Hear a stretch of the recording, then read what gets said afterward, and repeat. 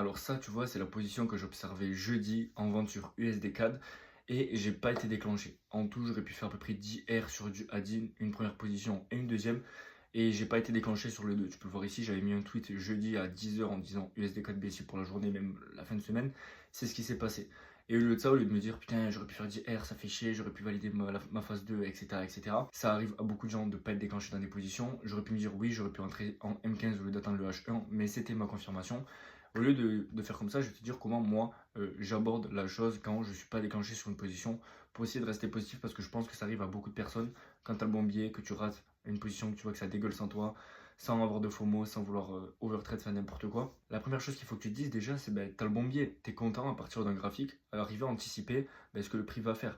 Dis-toi que tu pensais que le prix allait chuter en bas. Et c'est ce qui s'est passé. Donc dis-toi que déjà premièrement ton analyse est bonne et donc ben, c'est pas rien. Je préfère avoir une analyse bonne qui parte sans moi qu'avoir être dans une position ou même ne pas être dans la position et d'avoir un mauvais biais. Ok. Donc ça c'est la première chose. La deuxième chose qu'il faut que tu dises, c'est que tes trades, il y en aura encore des millions et des millions. Les marchés ils seront encore là, toi tu seras plus là. Donc dis-toi que une opportunité de plus ou de moins, c'est pas ça qui va changer. Ok.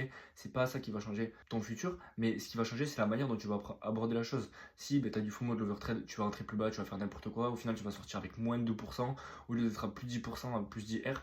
Donc essaie de rester positif même quand tu ne te fais pas déclencher. Ça arrive, sur le coup, j'aurais pu faire plus 10 R, valider ma phase 2, etc., etc. Mais c'est pas grave, ça arrivera encore et je le sais. Et donc voilà, dis-moi en commentaire, toi, comment tu restes positif dans ce genre de cas. Et n'hésite pas à t'abonner.